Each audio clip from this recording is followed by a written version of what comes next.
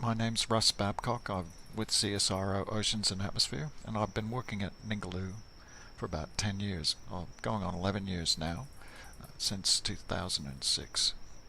Been studying reefs in the shallow waters, looking at the corals and fish and how the animals on the reef interact and what happens there in order for the reef to remain healthy, and also looking at how the marine park zoning is functioning and feeding results to the Department of Parks and Wildlife to help them manage the reef. We're really fortunate to have an incredible iconic reef like this in WA. It's the world's longest fringing reef, and it's been buffered from a lot of the things that have impacted on other corals in Western Australia. For example, it's not been affected by bleaching in the same way that areas to the north and south have, and that's partly because of the Ningaloo current, which runs opposite to the Lewin current, and it brings cold water up from deeper in the ocean that stops it from heating up too much in the summer. And a lot of that is because of the winds that blow from the south in the summer that make it really rough for boating, but they're part of what helps keep the reef healthy. And those deep waters are part of the area that I'm working on now. So I've moved from working in the shallow reefs to working in deeper reefs, which are quite different in a lot of ways. They're not only different in terms of their ecology, although we don't know a lot about the ecology at the moment because it's very difficult to study them. They're so deep that we can't spend a lot of time diving there and looking at them in the ways that we normally do. And that's the second part of why they're different. You know, we have to use different approaches.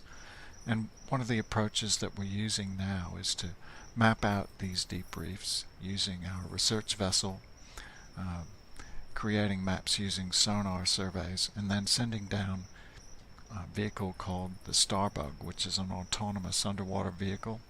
It can be programmed to go on missions completely detached from any vessel, take photographs and measurements of all kinds of physical attributes of the environment, such as the amount of light, oxygen, the amount of particles in the water, and so on, temperature, etc., and bring all that back to the surface for us to study. So it's an incredible tool. It's, well, we're hoping will open up a lot of windows into understanding the processes in deeper parts of the reef and how they compare to those in the shallow water. So what we've been finding is that as we go down into the deeper parts of the reef, the corals start to change in terms of their growth form. They become more flattened out to catch more light, and at the very deepest parts of the reef they become a little less abundant. And as we get right down to the foot of the reef, sponges start to become more common, and the assemblages of organisms growing on the reef change until, as you go out into depths of 50 meters or more, sponges become the dominant sorts of organisms rather than corals, and you get a quite different reef assemblage. And these are all bathed by the waters that come in underneath the Lewin current, as well as those that are flowing over the top. The Starbug is an incredible little vehicle. It's small enough for a couple of people to lift out of the boat and put into the water, and it can do quite long missions and get itself out of quite tricky situations. So it's able to avoid the bottom but track over it quite closely. So it's set up to fly at a height of, say, half a meter, which can be risky on a coral reef because there are lots of obstacles. So it's always looking forward, and when it sees something in its path it stops. If it gets too close it reverses and goes up and goes over the obstacle so it doesn't get stuck. And the entire time it's taking measurements, taking photographs, and recording all this data so that we can relate how the organisms that are growing on the reef are experiencing their environment. The number of photographs that this vehicle can collect is astounding. It takes a photograph every 2 seconds, and it's spending up to 9 hours a day underwater On our last trip, we had a 3-day trip surveying the reef, and during that time we collected over 4 kilometers of transect. So that's a huge amount of data that we're able to now mine and study and use to try and understand these environments a lot better. So at Ningaloo, all the different parts of the reef are compressed into a quite compact space. So you go from the shoreline into the lagoon, across the crest of the reef, and then down the reef slope into the deeper water reefs within a space of a kilometer or two, or maybe even a few hundred meters in some parts of the reef. Now that's quite different from a reef like the Great Barrier Reef, where the reef itself stretches from the coast through a lagoon that may be 30 or 40 kilometers across, and then a series of disconnected reefs that are spanning another 20 kilometers or so in some cases, until you get to the outer edge of the continental shelf. So the reef is a long way from shore, and it's very expansive and scattered. At Ningaloo, it's all right there, virtually within a stone's throw of the shore. So you get all of these different environments in a very compact space. And in the shallow waters, you get a lot of branching corals and table-forming corals that are really characteristic of the lagoon and the reef flats. And moving out across the reef, you move into areas which also have branching corals, but they're a lot more compact and tougher because they've got to withstand the impacts of the pounding waves from the Indian Ocean. The wave environment at Ningaloo can be quite extreme, and swells come right up from the Southern Ocean, and they're very powerful, and you can see that reflected in the form of the corals as they're growing on the reef crest. As you get deeper and deeper, the corals change again, trying to capture more light, and different species start to become more dominant. So although the Starbug is very smart, it is not perfect, and on one of its missions it got stuck, and we were following it from the surface because it sends out a ping that allows us to do that. And after a while we realized that it wasn't going anywhere, and it wasn't going anywhere for a long time. It was just staying in a relatively similar area, and eventually Starbug came back to the surface, and when we looked at the images we saw that it had been stuck, and it didn't come back to the surface until it had timed out of its mission, and it stopped trying to push forward, and then it floated backwards and up and out from whatever obstacle it was trapped under. And we got a beautiful set of time-lapse images of lots of little things waving around on the bottom, most of which we don't know what they are. Lucky to get the Starbug back on that occasion.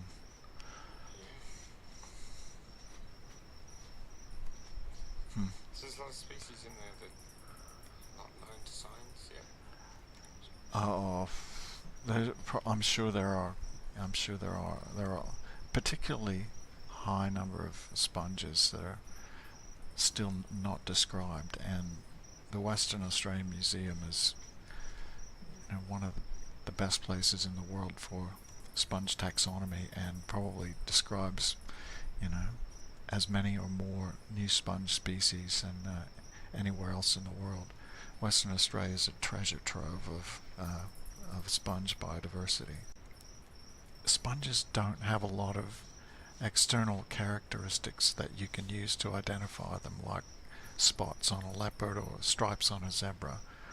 Their form is irregular in most cases, and they have a kind of palette of colors that is shared amongst many different species. So in order to identify them properly, you have to take measurements of the internal parts, look at them under a microscope. It's all very involved, and now people are using genetics, of course, to really get a much more definitive picture of them. But so there could be hundreds and hundreds of species of sponge on a reef, such as the ones we're surveying in deep water. But what we are doing just as a preliminary pass is to classify them based on, more obvious kind of general characteristics. So you have fan-shaped sponges, you have finger sponges, barrel sponges, sort of massive brain-shaped sponges, and just irregular kind of blob-type sponges. There's probably no better way to put it, and also flat plate-looking type sponges. So you can see all of those types of sponge on the reefs in the deeper areas of Ningaloo. How deep is deep? So the reefs that we've been surveying are between say 18 meters at the shallowest, where we start the missions, and down to 50 meters is the deepest that we've surveyed so far. But the Starbug is capable of going down to 100 meters, so we'll be looking at trying to get out into deeper parts of the reef before our project is finished. And it's ongoing for a number of years into the future? Yeah, this is just at the beginning of this project, really. We've got a 5-year project in partnership with BHP Billiton. So CSIRO has joined together with them to support this work, which is really trying to provide baselines in the case of deep reefs, so that we can understand what trends and changes there might be into the future. And they're also supporting work in the shallow waters, looking at the dynamics of the shallow water reefs, as well as tagging things like turtles and sharks, and working out which parts of the reef are most important for them. So we're trying to integrate all that information to look at the whole system, from the deep to the shallow, and from the small things that grow on the bottom to the megafauna that are, the charismatic things that people come here to see and look at. The wind that you hear blowing in the background is what drives the Ningaloo current. So it's southerly winds blowing strongly at this time of year and for several months through the summer, pushing water up the coast.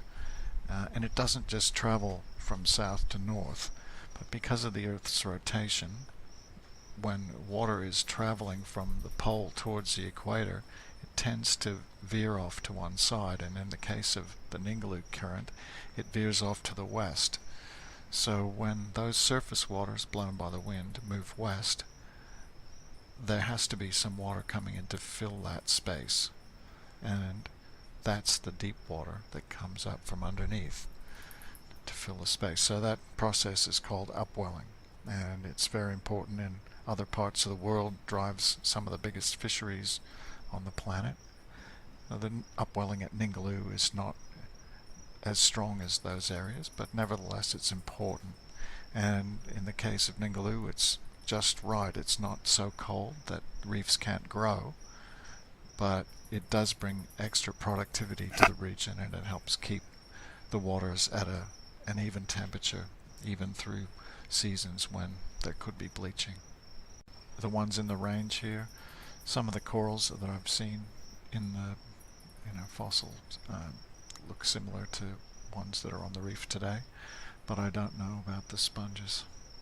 Oh, sponges are very interesting animals that are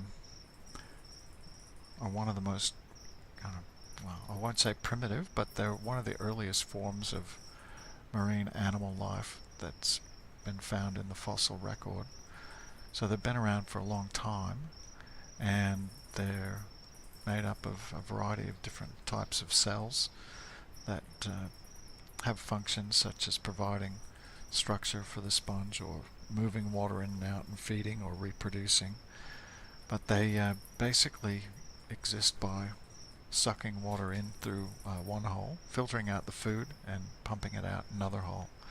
So they're pretty efficient at cleaning the water and taking out things like plankton and bacteria, and pushing back out the water afterwards. And that's what it's called, filter feeding. so they don't need light to grow like corals do. And although they do have a kind of skeleton, it's not a very long-lived structure, if you like. So if the sponge dies, it'll fall apart and leave little trace, because the skeleton of the sponge is just millions of tiny rods or spines, I guess, made out of either calcium carbonate or in some cases silicon. So that allows them to be fairly flexible, I guess, in the way that they grow. And if they get broken off or destroyed by wave action, it's fairly easy for them to reconstitute themselves and grow back up again. These are the types of scenes that you would have seen in the oceans millions of years ago. A lot of aspects of life under the ocean haven't changed that much. There were corals, there were mollusks, there were sponges and algae. A lot of the things that we have today have been around for a long time in different forms, one way or the other.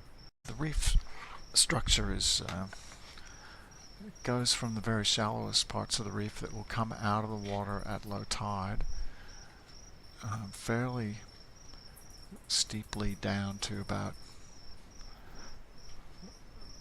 20 meters or so, and then shelf off a bit, and then drops away again to like 30 or 35 meters, where you tend to get this sort of flat sand-covered bits of reef taking over, and really that's what most of the rest of the shelf is like. But there are ridges of reef that occur out deeper, and isolated patches of reef further out offshore. But beyond about 35 meters, the reef at Ningaloo generally is fairly low profile, and there's not a lot of reef that you would see that you'd recognize as a reef similar to what you find in shallow water.